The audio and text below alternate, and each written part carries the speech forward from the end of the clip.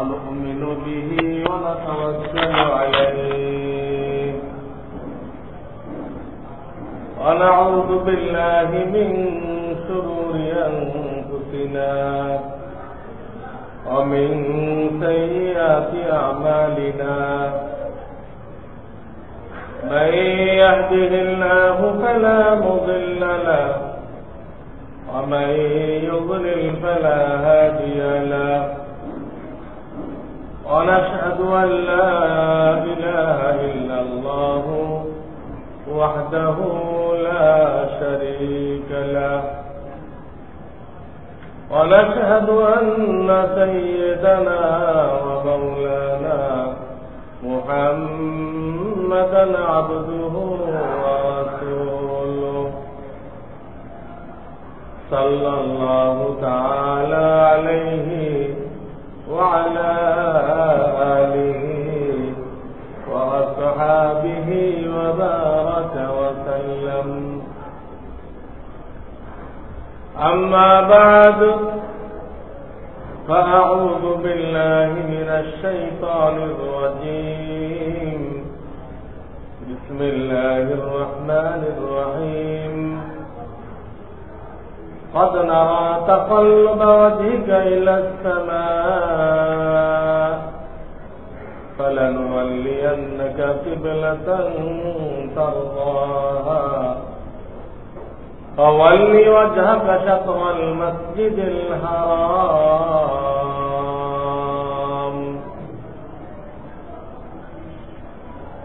وقال رسول الله صلى الله عليه وسلم: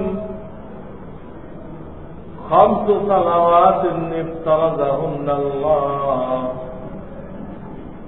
من أحسن وضوءهن وأدهن لوقتهن كان له على الله أحد أن يغفر له أو كما قال رسول الله صلى الله عليه وسلم. बुजुर्गान मोहतरम, আল্লাহ রাব্বুল আলামিন মেহরবানি করে আমাদেরকে দুনিয়া জাহানের কামিয়াবি রাস্তা দেখিয়েছেন এবং আমাদেরকে আকল দান করেছেন, বিবেক বিবেচনা দান করেছেন এবং কোরআনে কারিমে তিনি জানিয়ে দিয়েছেন যে তিনি কাউকে বাধ্য করবেন না, কোন মানুষকে বাধ্য করবেন না, জবরদস্তি করবেন না।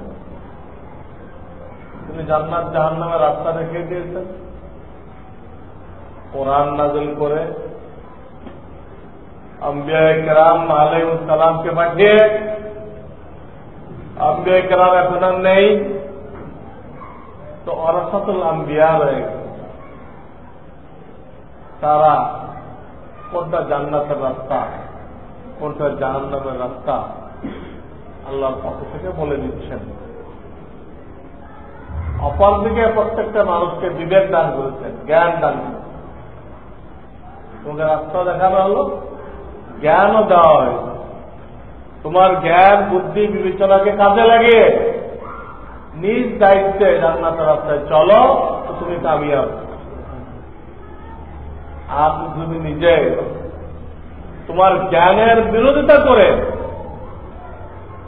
গলত রাস্তায় চলো, জাহান্নামের রাস্তায় চলো, এর জন্য তুমি আর কাউকে দোষী সাব্যস্ত করো না, তুমি নিজেই এর জন্য দোষী। এই সব কথা কোরআনে কারিমে পরিষ্কার বলে দেওয়া হয়েছে। কাজেই আল্লাহর বান্দা হিসাবে, আল্লাহর গোলাম হিসেবে আমাদের দায়িত্ব, সবচেয়ে বড় দায়িত্ব যে আল্লাহ তাআলা আপনাকে আমাকে কি দায়িত্ব দিয়েছেন, কি কাজ করলে তার গোলামি করা হবে, তার দাসত্ব হবে, ওটা জানা, ওই অনুযায়ী চলা, যাতে দুনিয়াও শান্তিদায়ক হয়, আখিরাতে আমরা কামিয়াব হইতে পারি। আমি বারবার বলেছি যে আখিরাত হলো আসল, আখিরাত হলো আসল, দুনিয়াটা তাদের ছায়া। যে আখিরাতকে সুন্দর করবে, জান্নাতের রাস্তায় চলবে, অবশ্যই অবশ্যই তার দুনিয়ার জীবন শান্তির জীবন হয়ে যাবে, সুখের জীবন হয়ে যাবে। সুখ শান্তি আল্লাহ দান করেন, মানুষের কলবের মধ্যে দান করেন। এটা বিল্ডিং এর মধ্যে রাখেন নাই, এটা চিজ ও আসবাবের মধ্যে রাখেন নাই, গাড়ি বাড়ির মধ্যে রাখেন নাই। যারা ওর মধ্যে দেখতেছে তারা ওই মরুভূমিতে যেই দেখা যায়, পানি দেখা যায়, পানি ওর পিছনে দৌড়ায়, এরকম দৌড়ে। মরুভূমি দরকার নেই। আমাদের দেশে যে পিচ ঢালা রাস্তা আছে, ওটাও দেখা যায় যখন সূর্যের আলো পড়ে দুপুরের দিকে, দূরত্বে কার্পে পড়ে মনে হবে সামনে পানি, রাস্তার উপর অনেক পানি। যত আগাবেন দেখবেন যে পানি নেই। এর পিছনে দৌড়ানো গলত, ভুল, তার চোখ ভুল দেখতেছে।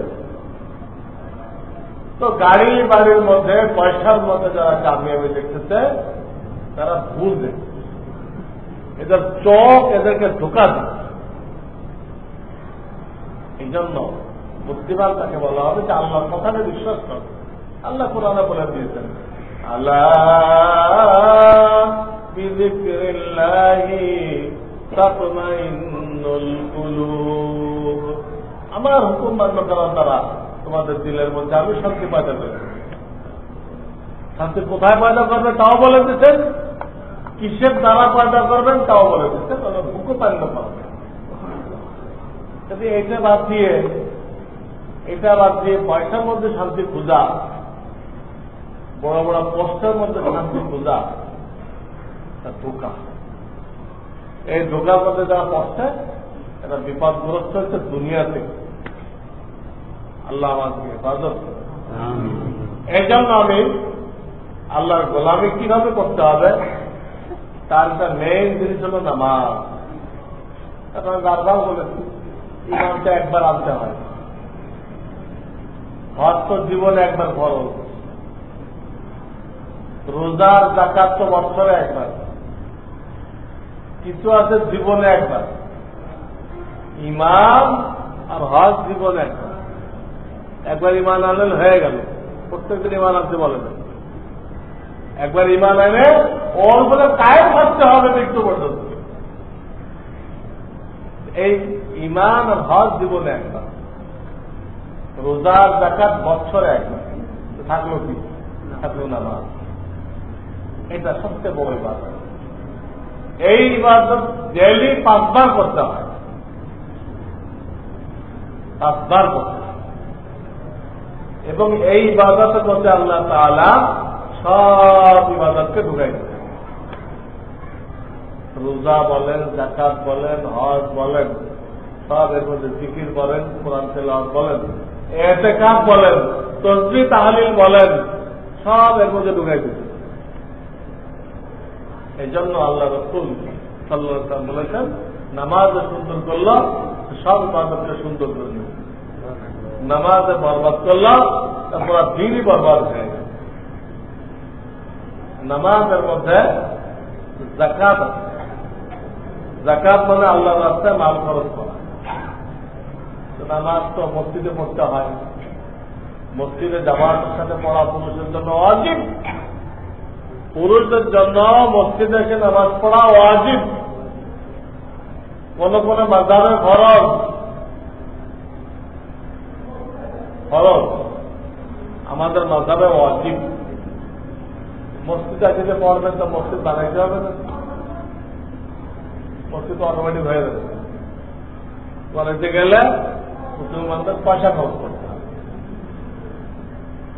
এই আল্লাহ রাস্তায় পয়সা খরচ করলেন, এটার নামে তো যাকাত। আল্লাহ রাস্তায় পয়সা খরচ করলেন, এটার নামে যাকাত। গত সময় বলছিলাম 70 টাকার মশলা 70 ডাকতে হবে, তো 70 ডাকতে গেলে কিন্তু লেবার কিনতে হবে, লেবার কিনতে গেলে পয়সা লাগবে, এই তো আল্লাহ খরচ হবে। তো নামাজে যাকাত, নামাজে হজ আছে, হজ বাইতুল্লাহকে কেন্দ্র করে করতে হয়, নামাজ বাইতুল্লাহ থেকে ফিরে পড়তে হয়। নামাজে কোরআন তেলাওয়াত আছে, কোরআন পড়তে হয় না, কোরআন শরীফ পড়তে হয় না, কোরআন তেলাওয়াত আছে।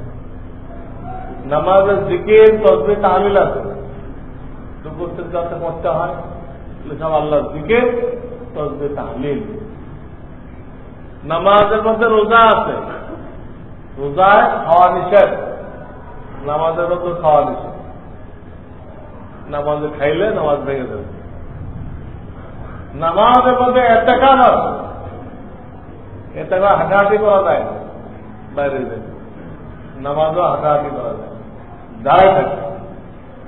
আমি বারবার বলেছি সমস্ত ইবাদতকে আল্লাহ তাআলা নামাজের মধ্যে ঢুকাই দিচ্ছে, এইটাকে সুন্দর করতে হবে। একটা এটা ডেলি 5 বার, অন্যগুলো জীবনে 1 বার, বছরে 1 বার, তাদের প্রত্যেক দিন 5 বার। আর এক দৃষ্টিভঙ্গি হলো সব ইবাদত এর মধ্যে ঢোকানো, যাতে আমাদের পুরা শক্তি দায় করতে হবে, নামাজকে সুন্দর করাতে।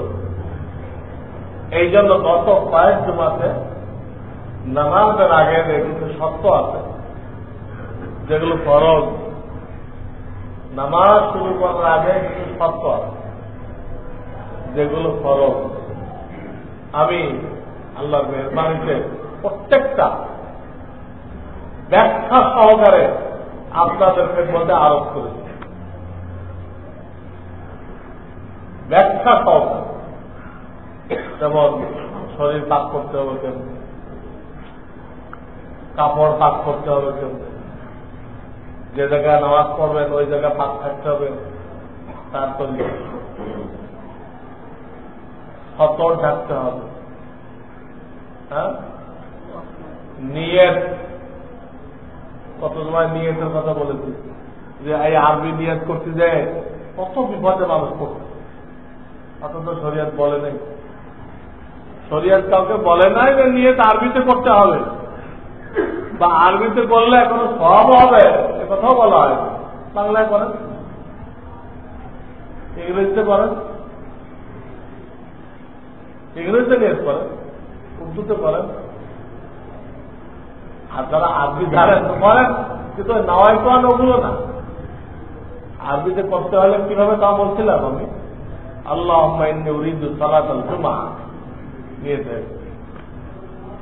আল্লাহুম্মা ইন্নী উরিদু সালাতাল জুমআহ, হ্যাঁ, মুক্তাদিয়ান বিহাযাল ইমাম, এই ইমামের। আল্লাহুম্মা ইন্নী উরিদু সালাতাল যুহর, আল্লাহুম্মা ইন্নী উরিদু সালাতাল মাগরিব, এটা আরবি। এগুলো বলা হয়ে গেছে, 6টা আমার মনে পড়তেছে, 6টা বলা হয়ে গেছে। শরীর পাক, কাপড় পাক, জায়গা পাক, সতর ঢাকা, চিনা, নিয়ত করা, এই 6টা হয়ে গেছে। আর একটা মাত্র বাকি রয়ে গেছে, কোনটা? কেবলামুখী হয়ে পড়তে হবে। গত সময় বলছিলাম এটা আলাদা একটা শর্ত, আলাদা একটা ফরজ। অনেকে না জানে এই ফরজটাকে নিয়তের মধ্যে ঢুকাই দিচ্ছে। কিবলামুখী হওয়া আলাদা ফরজ, এই ফরজটাকে কোথায় ঢুকাইছে? নিয়তের মধ্যে ঢুকাই দিচ্ছে। মনে হবে না, কিন্তু সমস্যা এই, কেউ কিবলামুখীটা ঢুকাই দিল, আরেকজনা কেউ অক্তসিনা ঢুকাই দিল, আরেকজনা কেউ 70 টাকা ঢুকাই দিল। তো নিয়ত এমনি লম্বা করে ফেলছে, এই নিয়ত করতে করতে আর রাকাত পাওয়া যায় না, রুকু পাওয়া যায় না, নিয়ত আরো লম্বা হয়ে গেল। এই জন্য ভালো, ওটা আলাদা, কিবলামুখী হইবে, মুখে বলার জিনিস। তো আলহামদুলিল্লাহ আজকে কিবলামুখী যারা নিয়েছে বলার দরকার নেই, এই কিবলামুখী হওয়ার মাসলা আজকে বলা হয়েছে এটা একটা ফরজ, এটা একটা ভিন্ন ফরজ। তো কিবলামুখী হওয়ার আয়াত পড়েছি ফাওয়াল্লি ওয়াজহাকা শাতরাল মাসজিদিল হারাম ফাহাইতু মা কুনতুম ফাওয়াল্লু উজুহাকুম শাতরা। আল্লাহ বলতেছে যেখানে থাকো, বাড়িতে থাকো আর সফরে থাকো, ফরজ নামাজ পড়ো আর সুন্নত নামাজ পড়ো, যেখানে থাকো আর যে নামাজ পড়ো, যেখানে থাকো যে নামাজ পড়ো, নামাজের সময় তোমার চেহারাকে বাইতুল্লাহ দিকে করে ফেলো। আল্লাহ তাআলা কোরআনে কারিমে প্রথম দ্বিতীয় পারার প্রথম সাফার অর্ধেক, দ্বিতীয় পারার প্রথম পৃষ্ঠা অর্ধেক আর দ্বিতীয় পৃষ্ঠার অর্ধেক, দুই অর্ধেক মিলে এক সাফা, এক পৃষ্ঠার মতো খালি এই মশলাই করতে। দ্বিতীয় পারার প্রথম পৃষ্ঠার অর্ধেক আর দ্বিতীয় পৃষ্ঠার অর্ধেক, এই কিবলামুখী হইতে হবে, এর মশলা বাইরে। কি প্রেক্ষিতে আয়াত নাযিল হয়েছিল? কি প্রেক্ষিতে আয়াত নাযিল হয়েছিল? মদিনায় যাওয়ার পরে 16-17 মাস নবী সাল্লাল্লাহু আলাইহি সাল্লাম বাইতুল মুকাদ্দাসের দিকে ফিরে নামাজ পড়তেন। মদিনা থেকে বাইতুল্লাহ হলো দক্ষিণে, মদিনা থেকে বাইতুল্লাহ শরীফ কোন দিকে? দক্ষিণ। আর বাইতুল মুকাদ্দাস কোন দিকে? উত্তরে। মদিনাটা হলো মাঝে। মদিনা থেকে বাইতুল্লাহ মক্কা শরীফ কোন দিকে? দক্ষিণ দিকে। আর বাইতুল মুকাদ্দাস সামদেশের জায়গা, ওটা কোন দিকে? উত্তরে। মক্কায় তো তিনি একটা কাজ করতেন, বাইতুল্লাহ শরীফের দক্ষিণ পাশে দাঁড়াতেন, উত্তর দিকে মুখ করে। বাইতুল্লাহ শরীফের দক্ষিণ পাশে দাঁড়াতেন কোন দিকে মুখ করে? উত্তর দিকে। তো দুটোই কি হয়ে গেছে? বাইতুল্লাহ সামনে, বাইতুল মুকাদ্দাস সামনে, দুটো সামনে হয়ে গেছে। কিন্তু মদিনায় যাওয়ার পরে আল্লাহর পক্ষ থেকে হুকুম এসে গেল যে আপনি বাইতুল মুকাদ্দাসের দিকে ফিরে নামাজ পড়েন।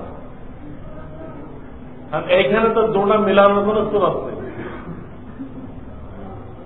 এখানে দুটা মিলে বাইতুল্লাহ ঠিক রাখবে, বাইতুল মুকাদ্দাসও ঠিক রাখবে, এর কোন ব্যবস্থা নেই। কাজেই অগত্যা ওনাকে উত্তর দিক ফিরে 16-17 মাস নামাজ পড়ে। এটা একটা কারণও ছিল, মদিনাতে ইহুদ ছিল, কিছু খ্রিস্টানও ছিল, ওদের কিবলা আবার ওইদিকে। ইহুদদের কিবলা ছিল বাইতুল মুকাদ্দাস, খ্রিস্টানদের কিবলা ছিল বাইতুল লাহাম, ওটা বাইতুল মুকাদ্দাসের উত্তর পূব পাশে, বাইতুল মুকাদ্দাসের পূব পাশে, কাছাকাছি ছিল না। কিন্তু মদিনাতে দুটা কোন দিকে হয়? উত্তর দিকে।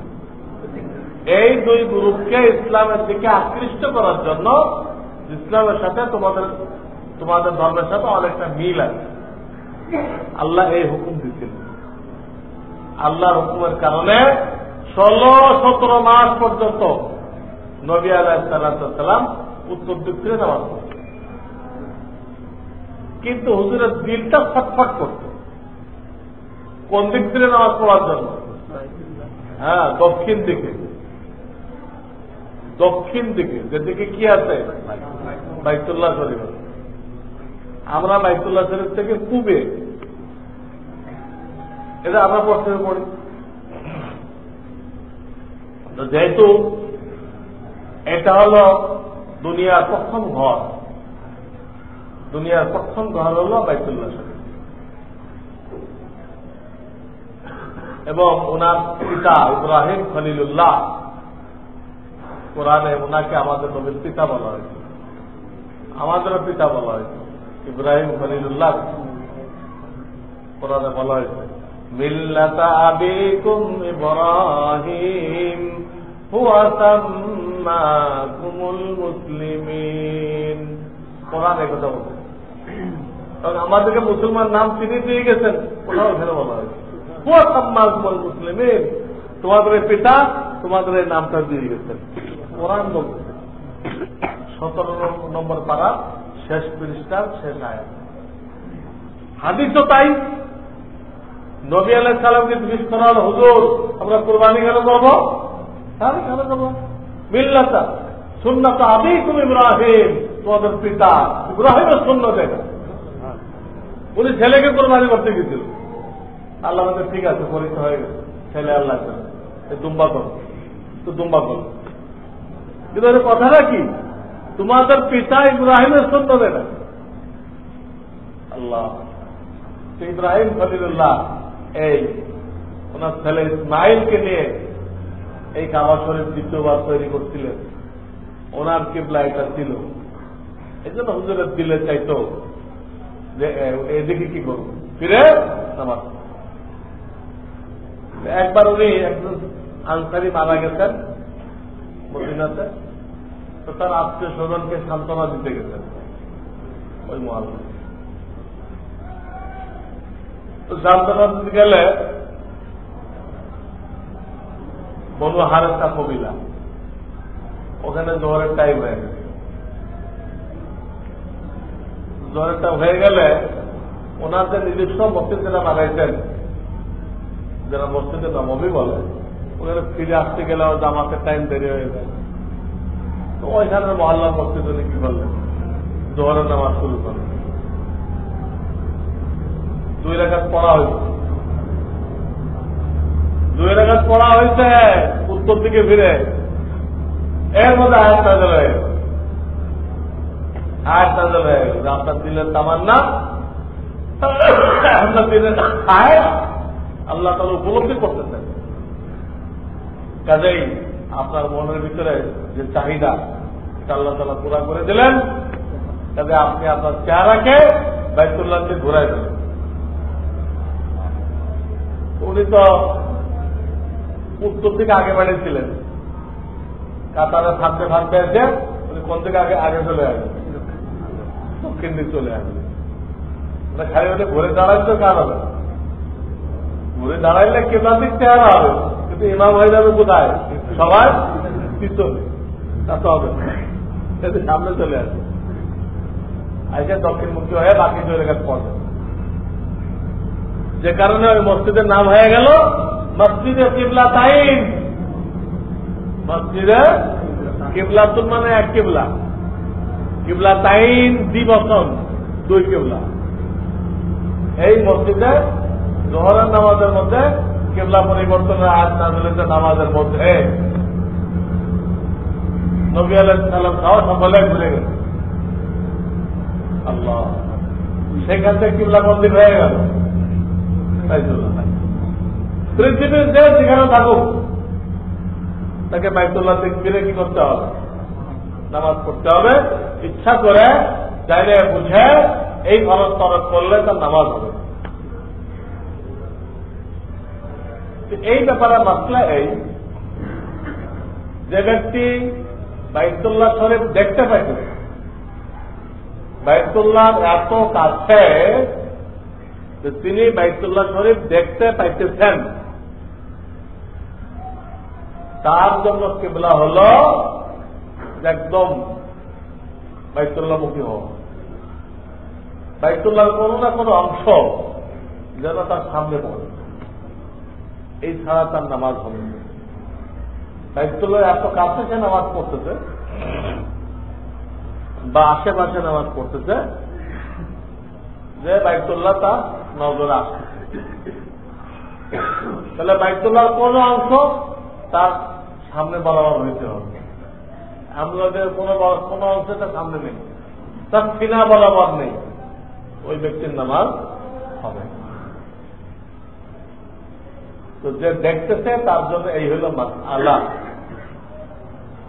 আর যে দেখতে পাইতেছে না, বিভিন্ন বিল্ডিং এর কারণে, দূরের কারণে দেখতে পাইতেছে না, তার জন্য মাসলা হল বাইতুল্লাহ তার থেকে কোন দিকে। বাইতুল্লাহ তার থেকে কোন দিকে, সেই দিকে করেছে নামাজ পড়বে। আমরা যেহেতু বাইতুল্লাহ থেকে পূর্ব দিকে, আমরা পশ্চিম দিকে ফিরে পড়ব। আবার যারা পশ্চিম দিকে আছে বাইতুল্লাহ থেকে, দক্ষিণ আমেরিকা, এরা বাইতুল্লাহ থেকে পশ্চিম দিকে আছে, এরা পূর্ব দিকে পড়বে। মদিনাওয়ালারা দক্ষিণ দিকে পড়বে। ইয়ামানওয়ালারা উত্তর দিকে পড়বে। মাইয়েরকেও ওইভাবে কবর উঠতে হবে, ওইভাবে কবর উঠতে হবে। সবথেকে আমাদের যেদিকে থাকো মাইয়েটার চেহারা চেনার জন্য কেবলার দিকে হয়। মাইয়েটার চেহারা চেনা যেন কেবলার দিকে হয়, তো খেয়াল রেখে ওইভাবে মোদ্দাকে কবর রাখতে হবে। আবার পেশাব পায়খানার সময় ওই মশলা বাইতুল্লাহ যেন সামনে না পড়ে, পিছনে না পড়ে,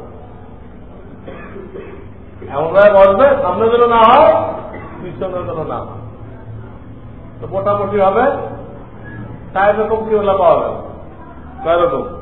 কারোর জন্য পশ্চিম দিকে, কারোর জন্য পূব দিকে, কারোর জন্য দক্ষিণ দিকে, কারোর জন্য উত্তর দিকে। আরো 4টে পাওয়া যাবে। 4 দিকের 4টে কোণ আছে না? 4 দিকের 4টে কোণ আছে কিনা? ওই কোণে যারা বসবাস করে তারা বিপরীত কোণের দিকে মুখ করে নামাজ পড়ে। উদাহরণস্বরূপ পূর্ব উত্তর কোণে কিছু লোক বাস করে, ধরো Russia, Mongolia, Azerbaijan, Armenia, Kazakhstan, Uzbekistan, এসব এলাকা। তারা কোন দিকে পড়বে? বাইতুল্লাহ থেকে পশ্চিম দক্ষিণ কোণে। পশ্চিম দক্ষিণ কোণ বরাবর তারা নামাজ পড়বে এবং ওইভাবে তারা মোদ্দাকে শোয়াবে। বাকি 3 কোণা এখন আপনি বুঝে নেন। প্রত্যেকে তার বিপরীত দিকে, প্রত্যেকে তার বিপরীত দিকে। এই দিক আবার কিভাবে বের করবেন? এর জন্য ওলামারা মশলা মান করতেন। ঠিক আমার থেকে বাইতুল্লাহ কোন দিকে, হুবহু কোন দিকে কেমন বুঝবো? মেতে এবং জুলাইতে 2টা দিন আছে। মেতে একটা দিন আছে আর জুলাইতে একটা দিন আছে। এই 2 তারিখে সূর্য যে চলে পূব দিক যে পশ্চিম দিকে যায়, মক্কা শরীফ যখন দুপুর হবে সূর্যটা বাইতুল্লাহ ছাদের উপর থাকে। এই 2 তারিখ, কারণ সূর্য শীতকালে দক্ষিণ মেরু থেকে আস্তে আস্তে আগায় উত্তর মেরুর দিকে। বিষুবরেখা থেকে 21 ডিগ্রি দক্ষিণে থাকে শীতকালে। শীতকালে এটাকে বলা হয় মকর ক্রান্তি। ওখান থেকে আস্তে আস্তে উত্তর দিকে আগাইতে থাকে। এই আগাইতে আগাইতে জুনের একটু আগে বাইতুল্লাহ ছাদের উপর দিয়ে যায়। জুনে তো একদম বাইতুল্লাহ পার হয়ে আর উত্তর দিক দিয়ে সূর্য চলে গেল। দক্ষিণ দিক শীতকালে সূর্য দক্ষিণ দিক যায়, জুনে এসে কি হয়, একদম বিষুব রেখা থেকে 21 ডিগ্রি উত্তরে, তার থেকে আর উত্তরে সূর্য যাবে না। ওখানে যখন পশ্চিম দিকে যায় তো বাইতুল্লাহ উত্তর পাশে চলে যায়। আবার জুনের পরে সূর্য কোন দিকে, প্রত্যেক দিকে একটু সরে, কোন দিক সরে, জুনের পরে আবার দক্ষিণ দিক সরে। কোন 2 দিন এক জায়গাতে উঠতেছে, আজকে দেখাতে উঠবে, কালকে আসতে সরবে, আসতে সরবে, আসতে সরবে। পরপর 2 দিন যদি এক বরাবর উঠতো তাহলে ওই এলাকার মাটি পুড়ে যাওয়ার সম্ভাবনা। এটা আল্লাহ করবেন না, প্রত্যেক দিন করবেন। জুলাইতে আবার দক্ষিণ দিকে, আবার দক্ষিণ দিকে সপ্তাহে আরম্ভ করছে, তখন জুলাইতে আবার একদিন কি বাইতুল্লাহ ছাদের উপর দিতে দেখেন। এরকম করতে করতে আবার শীত এসে গেল, পুরা দক্ষিণে চলে গেল, পুরা দক্ষিণে চলে গেল। বিষুব রেখা থেকে 21 ডিগ্রি দক্ষিণে চলে গেল। আল্লাহ, ওই 2 দিন মক্কা শরীফে যখন নাকি বাইতুল্লাহর উপরে সূর্য থাকবে, ওই সময় আমাদের দেশের থেকে ওখানে ডিফারেন্স কত, মোটামুটি ধরেন 3 ঘন্টা ডিফারেন্স। তো ওইখানে দুপুর হয় কটায়? আমাদের থেকে 3 ঘন্টা পরে। আমাদের থেকে 3 ঘন্টা পরে ওখানে কি হয়? দুপুর হয়। আমাদের 12টা হলো, সেখানে 3টা। তাহলে 12টার সময় আপনি একটা জিনিস খাড়া করবেন। আমাদের দেশের 3টার সময় ওই 2 তারিখে, মে তারিখ আর জুলাই তারিখ খাড়া করবেন। সব দিক যেন সমান থাকে, সুতা ধরবেন, আগানোর বলতে দেখার না থাকে, একদম সুতা করে দেখবেন এর ছায়াটা কোন দিকে যায়। এর ছায়াটা পূর্ব দিক যাবে। পূর্ব দিক গেলে সূর্য বাইতুল্লাহ ছাদে, সূর্য কোথায়? বাইতুল্লাহ ছাদে। আর বাংলাদেশটা একটা কিছু খাড়া করছে, হ্যাঁ, 3টার দিকে। তো ছায়া গেল কোন দিকে? পূর্ব দিকে। ওই ছায়াটা তাহলে কি বোঝা গেল? বাইতুল্লাহ আমাদের কোন দিকে?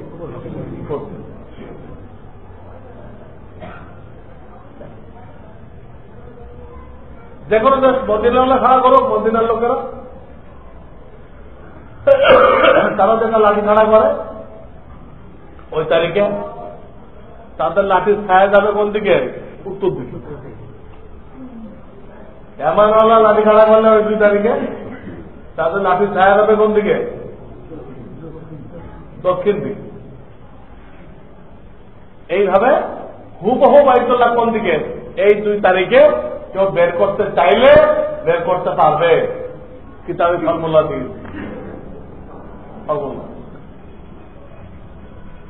তাহলে হুবহু কিবলা বের করা গেল।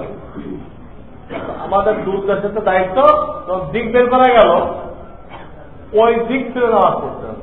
এই 2 তারিখে হুবহু বাইতুল্লাহটা কোন দিকে, এটা বের হয়ে গেল। এখন আমরা ওই দিক থেকে কি করবো? নামাজ পড়বো, আমাদের ফরজ আদায় হয়ে গেল। কিবলামুখী হওয়া যে ফরজ, এই ফরজ কি হয়ে গেল? আদায় হয়ে গেল।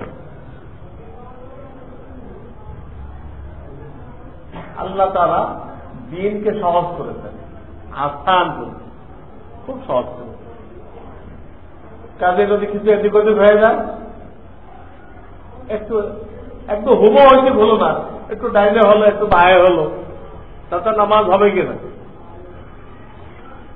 এই ব্যাপারে কিতাবে যা লিখছে, জ্যামিতির যে 90 ডিগ্রি, এই 90 ডিগ্রির অর্ধেক হল 45 ডিগ্রি। মূল কিবলা থেকে যে কোনো দিকে 45 ডিগ্রি পর্যন্ত যদি কারো চেহারা সিনা ঘুরে যায়, 45 ডিগ্রি পর্যন্ত, ডাইনে বামে দুটো দিকে 45, তাহলে 45 বায়ে 45, তো সেই ব্যক্তির নামাজ সহি হয়ে যাবে। ডাইনে 45 ডিগ্রি তার চেহারা ঘুরে গেছে, বা বায়ে 45 ডিগ্রি মূল কিবলা থেকে চেহারা ঘুরে গেছে, এই পর্যন্ত নামাজ হবে। আল্লাহ বান্দার নামাজকে সহি রাখার জন্য এতটুকু পর্যন্ত কাজ দিচ্ছে। সে কিবলার দিকে আছে, আল্লাহ দিক করছে, হুবহু কিবলা বলেন, হুবহু কিবলা বরাবর কথা বলেন নাই, বলছে কিবলার দিকে। দুটো দিকে 45 ডিগ্রি পর্যন্ত থাকলে দিক ঠিক থাকে, এতে বেশি ঘুরে গেলে সে আর এক দিক চলে যায়, কিবলার দিকে আর থাকে না, তখন আর তার নামাজ হবে না। তো শহরে অনেক সময় জায়গার পজিশন এরকম হয়, হুবহু পশ্চিম দিক করা যায় না, তাহলে মসজিদের কাতার অনেক কম হয়ে যায়। হুবহু পশ্চিম দিক করতে গেলে জায়গার পজিশনের কারণে কাতার অনেক কম হয়ে যায়। সেখানে তারা কাতারের সংখ্যা বাড়ানোর জন্য হুবহু পশ্চিমে না করে একটু ঘুরাই দিতে পারবে, কিন্তু ৪৫ ডিগ্রির মধ্যে থাকতে হবে। ৪৫ ডিগ্রির মধ্যে থাকতে হবে। একদম কড়াই ক্রান্তিত করার জন্য আল্লাহ তাআলা কড়াকড়ি করেন নাই, বাধ্যতামূলক করেন নাই। এই দুটো বাঁকা হলেই বলবেন না, হ্যাঁ নামাজ হয় নাই, আপনার চেহারা পুরা কিবলাতি হয় নাই, আপনার নামাজ হয় নাই বলবেন না। কারণ উভয় দিকে তো ৪৫ ডিগ্রি পর্যন্ত আল্লাহ মাফ করে রাখছে। আপনি আগে ফতোয়া দিয়ে দিলেন, যার নামাজ তিনি কবুল করতেছেন, আপনি বাতিল করতেছেন।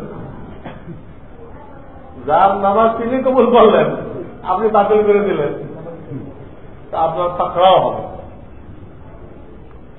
তোমাকে মাতবাড়ি খেয়ে দিতে, আমার নামাজ আমি তো ভালো বুঝি, ওটা কবুল করতে হবে না করতে হবে।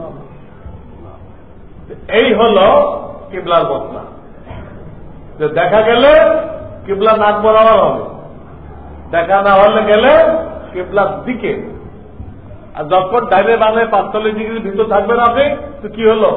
কিবলার দিক হয়ে গেছে, কিবলার দিক হয়ে গেছে।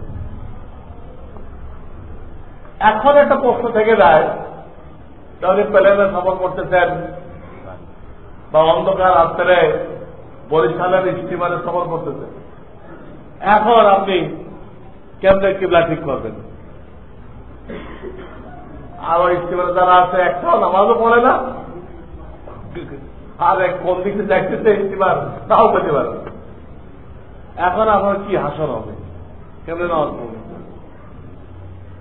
জিজ্ঞাসা করে একটা লোক পাইলেন না যে আপনাকে সঠিক তথ্য দিতে পারে যে প্লেনটা বা স্টিমারটা এখন কোন দিক যেতে, তাহলে আপনি কিবলা বের করতে পারতেন। তখন কি করতে হবে? অত কোন দেশে গেছেন, সেই দেশে মসজিদ নেই, কি নেই? মসজিদ নেই।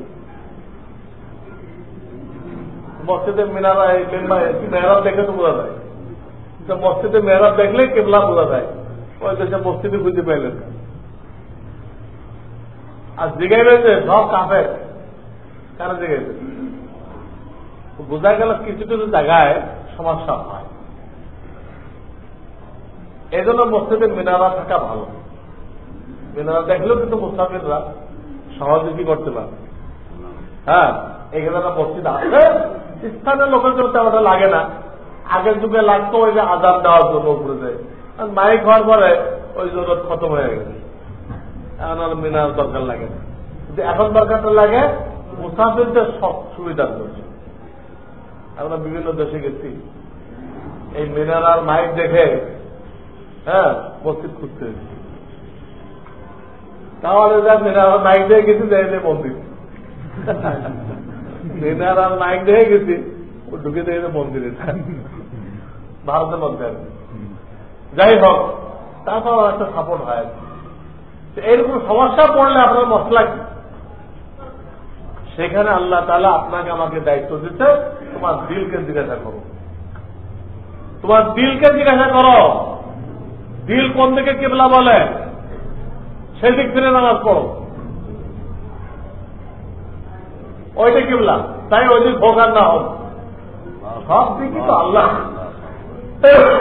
আল্লাহ তো সব নামাজই কবুল করতে পারেন, কিন্তু এই মুহূর্তে আপনার দিল যেদিকে বলবে, ওইটা বাস্তবে খাটুক আর না খাটুক, ওইটা এখন আপনার জন্য কি কিবলা।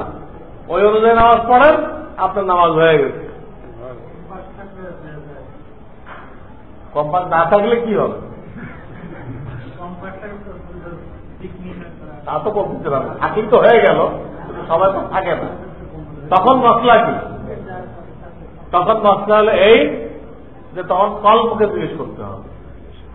কল্প যেদিন কইল ওই দিক পড়ে নিল, পরে দেখা গেল ওইটা কিবলার বিপরীত দিক ছিল, কোনো অসুবিধা নেই, আপনার নামাজ পরিপূর্ণ হয়ে গেছে। আর আপনার কল্প করলে একটা, আপনি পড়লেন আর একদিকে, কল্পের বিরুদ্ধে করলেন, আপনার নামাজ হয় না। কল্পের বিরুদ্ধে করলেন আপনি, তখন আপনার নামাজ হবে না। আর কল যদি দিল যদি টানতেছে ওই অনুযায়ী পড়লেন তারপর নামাজ হয়ে গেছে। এই হলো কিবলার মসলা, সবাই খেয়াল করে। এটা হলো কিবলার মসলা, সবাই খেয়াল করে। জুমার দিন বিশেষ করে রাকাত নিয়ে অনেকের খটকা হয়। রাকাত নিয়েও কথা বলবো আমি। আচ্ছা, শুধু জুমারটা বলে দিই। জুমার আগে 4 রাকাত। জুমার আগে কয় রাকাত? কবলাল জুমা 2 রাকাত ফরজ। এরপরে জুমার পরে 4 রাকাত বাদাল জুমা, 2 রাকাত অক্তিয়ার সুন্নত। কত রাকাত হল? 12 রাকাত। জুমার অক্তিয়ার নামাজের রাকাত হল 12 রাকাত। বাকি রাকাত গুলো ইনশাআল্লাহ সামনের জুমাতে বলা হবে। ফজরে, জোহরে, আসরে, মাগরিবে, ইশা অনেকে উল্টা পাল্টা বুঝে। জুমার ভিতরে অনেকেই অনেক বইয়ের ভিতরে রাকাত বাড়াই হচ্ছে। রাকাত কি করছে?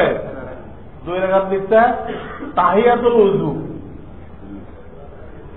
আর 2 রাকাত লিখছে দুখুলুল মসজিদ। অথচ এই নামে কোনো নামাজ নেই, আছে তাহিয়াতুল মসজিদ। এগুলো সব জুমার মধ্যে ঢুকে। ওই যেটা কেবলামুখী ঢুকাইছিল নিয়তের মধ্যে, সব জুমার মধ্যে ঢুকে। আর পরে ঢুকাইছে এহতিয়াতুল জোহর নাকি আখরি জোহর, কি একটা নাম বলে। শুরুতে ঢুকাইছে 4 রাকাত, শেষে ঢুকাইছে 4 রাকাত। 4 আর 4 8। তারা কয় রাকাত বাড়াই যাচ্ছে? 8 রাকাত বাড়াই যাচ্ছে। অথচ তাহিয়াতুল উযু বলে যখন আপনি উযু করবেন, যদি ওটা নফল নামার জন্য মকরুহ না হয় তাহলে 2 রাকাত পড়তে পারেন। যখন উযু করবেন, যদি নফল নামাজের জন্য মকরুহ না হয় 2 রাকাত পড়বেন। তো জুমার সাথে খাস হলো কেন? জুমার মধ্যে ঢুকানো তাহলে গলত, মানুষ গলত বুঝলো যে এই দিনের নামাজে গলত দিন। দেখুন সব হয়, যখন উযু করবেন কিছু কিছু পানি থাকবে, মকরুহ না পড়েন। আসলে তাহিয়াতুল মসজিদ, যখনই মসজিদে ঢুকবেন এবং নফল সুন্নত পড়ার সুযোগ আছে, মকরুহ না, তো তাহিয়াতুল মসজিদ পড়তে পারবেন। আমরা সাধারণত 5 বার আছি। এই 5 বারের মধ্যে তাহিয়াতুল মসজিদ কখন পড়া যায়? জোহরে পড়া যায়, আসরে পড়া যায়, ইশায় পড়া যায়। তাহিয়াতুল মসজিদটা জোহরে, আসরে, ইশায়। মাগরিবে পড়া যায় না, ফজরে পড়া যায় না, 3 টাইমে পড়া যায়। তাতে কারণকে আল্লাহ তৌফিক দেয় 3 টাইম পড়েন, না কমপক্ষে একবার পড়েন।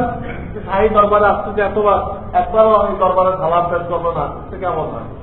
একবার অন্তত কি করেন? সালাম পেশ করেন। 3 ওয়াক্ত করা যায়। কিন্তু ওটা জুমার মধ্যে করলে তো খাস হয়ে গেল। লোকেরা বুঝলে জুমার সময় পড়তে হবে, আর সারা সপ্তাহ পড়া যাবে না। কারণ যেসব বইতে জুমার অর্থের মধ্যে ঢুকাইছে ভুল করছে। এটা জুমার কোনো নামাজ না, জোহরেও পড়া যাবে, আসরে পড়া যাবে, ইশাতেও পড়া যাবে। এবং হাদিসে যা পাওয়া যায়, খোদ নবী আলাইহিস সালাম এবং 4 খলিফা আমরা খুতবার আগে মসজিদে ঢুকতেন। খুতবা দেওয়া হয় না, তারা হুজরা থেকে কি পড়ে আসতেন? কবলাল জুমা 4 রাকাত পড়ে আসতেন। নবী আলাইহিস সালাম এবং খোলাফা রাশিদিন হুজরা থেকে কি পড়ে আসতেন? কবলাল জুমা পড়ে আসতেন। ওরা যে মসজিদে ঢুকতেন সেই খুতবার আজান হইত। আজানের পরে খুতবা দিতেন, খুতবা দেওয়ার পরে ফরজ পড়েছেন। ওখানে মসজিদে ঢুকে জুমার আগে তাহিয়াতুল মসজিদ পড়তেন, তার কোনো হাদিসই নেই। অথচ লোকেরা এখানে ঢুকাই দিচ্ছে। তাহিয়াতুল মসজিদ, তারা তাহিয়াতুল মসজিদ হুজরাতে পড়ে আসছে। এই কবলাল জুমা হুজরাতে পড়ে আসছে। আসার পরে খুতবার আজান হয়ে গেল, খুতবা হলো, ফরজ পড়তেছে। তাহিয়াতুল মসজিদ কখন পড়লেন? জুমার দিনের পড়ার কোন প্রমাণ পাওয়া যায়? জোহরে পড়েন, আসরে পড়েন, ইশায় পড়েন। অনেকটা আমি লক্ষ্য করছি এই তাহিয়াতুল মসজিদ বা দুখুলুল মসজিদ এটা এই বয়ানের মধ্যে পড়ে। বয়ানের মধ্যে পড়ে তারা নিজেরা গুনাহগার। কারণ যখন ইজতেমায়ে আমল হয়, ইজতেমা আমলকে নষ্ট করা, তার মধ্যে ব্যাঘাত সৃষ্টি করা, এটা গুনাহের কাজ। এটা গুনাহের কাজ। এখানে বয়ান হইতেছে ফরজ ফরজ ফরজ বোঝানো হয়েছে। যে মশলাগুলো বলা হয় ফরজ, তারা এর মধ্যে সে নামাজ শুরু করে দিল। তার মানে আপনি বয়ান বন্ধ করেন। তার দাবি আমি নামাজ পড়তেছি, আমার জন্য কি করেন? বয়ান বন্ধ করেন। আপনি বয়ানের আগে এসে পড়েন নাই কেন? আপনার নফলের এত জজবা, ফরজের কোনো খবর নেই আপনার। নফলের এত জজবা, আপনি আগে আসলেন না কেন বয়ানে? জানা আছে এই কটা বয়ান শুরু হয়, তার আগে এসে পড়ে নেন। মানে বয়ান বন্ধ করার ব্যবস্থা করতেছেন কেন? এই জন্য একটা গলত কাজ। অনেকেই জানে না, বোঝে না, মশলা বোঝে না, তারা ফরজ তরফ করে নফল লুঙ্গি খুলে পাতার মধ্যে পাগড়ি বাঁধবে। বয়ানের মধ্যে আপনি তাহিয়াতুল মসজিদ করতে গেলেন, তারপরে উদাহরণ হলো ওই ব্যক্তির মতো পাগড়ি ফজিলাত শুনে 70 গুণ ফজিলাত, ওটা জাল হাত। এই জাল হাতে শুনে পাগড়ি তো নেই, এখন এটা খুলে লুঙ্গি খুলে মাথায় বাঁধতে হবে। এলেন হাসিল করা নেহাত জরুরি, নেহাত জরুরি। কোনটা এখন করতে হবে, কোনটা পরে করতে হবে, এটা 500 মানুষ বোঝে না। কেন? এলেন। তো সর্বশেষ আবেদন, টঙ্গীর ময়দানে বহুত বড় ইজতেমা শুরু হয়ে গেছে। দাওয়াত ও তাবলীগের কথা আমি বারবার বলেছি, কত জরুরি কাজ। এই কাজ যতদিন টিকে আছে, আমরা আমাদের ইসলাম দুনিয়াতে বাড়তেই থাকবে, বাড়তেই থাকবে। মুসলমানরা মাথা উঁচু দাঁড়াই থাকবে। এই কাজ না থাকলে ইসলাম সংকুচিত হয়ে যাবে, একসময় মিটেই যাবে। বিশ্বের বিভিন্ন এলাকা থেকে মুসলমানরা, বহু দেশের থেকে হাজার হাজার টাকা ব্যয় করে, আমরা ঢাকায় থাকি। এই জন্য আমরা চেষ্টা করবো, যাকে আল্লাহ তৌফিক দান করে, সে এই কয়েকদিন ওখানে পড়ে থাকে, এটা সবচেয়ে ভালো। যার এটা তৌফিক নেই, তিনি অন্তত ওখানে আসরের নামাজ পড়তে চেষ্টা করবেন, পড়ে ঈশার নামাজ পড়ে আমার বাড়ি চলে আসে। এতটুকু করেন, এতটুকু করেন। এই দুটা প্রত্যেক দিন না পারেন, দু একদিন যান, তো ইমানি বয়ান শুনে ইমানকে তাজা করে আসে। কিন্তু আমাদের লোকেরা প্রথমটাতেও নেই, দ্বিতীয় যারা কইলাম এটাতেও নেই। তারা কোনটাতে আছে? 2 দিন যাবে। এদিন যাওয়ার কি অর্থ? আপনি ডিউটি দিলেন না, যখন নাকি বেতন দেওয়া হয়েছে তখন গেলেন। সব কর্মচারীদের যখন বেতন বন্টন করা হয়েছে, আপনি কিন্তু 30 দিনের একজনের ডিউটি করেন, বেতন বন্টন করার সময় আপনিও লাইন লেগেছেন, আপনাকে বেতন দিবে? এটা একটা পাগলামি কাজ। কাজে আপনি মোনাজাতের দিন না পারলে না যান, আপনার বেতন রেখে দেওয়া হবে। আগে ডিউটির সময় যান, ডিউটির সময় যান, পুরো 3 দিন যান, না কিছু সময়ের জন্য যান, তা আপনার জন্য কিছু বেতন রেখে দেওয়া হবে। মোনাজাতে না গেলেও বেতন রেখে দেওয়া হবে। তাহলে ডিউটির সময় মোটেও নেই, আর বেতন আনতে গেছেন, এটা পাগলামি, কোনো বেতন পাওয়া যাবে না। আমাদের পেছনে এই কাজটাই কাজের সময় দেয় না, অকাজের সময় দেয়। আল্লাহ তাআলা আমাদের সহি ভুল দান করেন এবং আমাদেরকে সহিভাবে চলার তৌফিক দান করেন। আখিরু দাওয়ানা আলহামদুলিল্লাহি রাব্বিল আলামিন।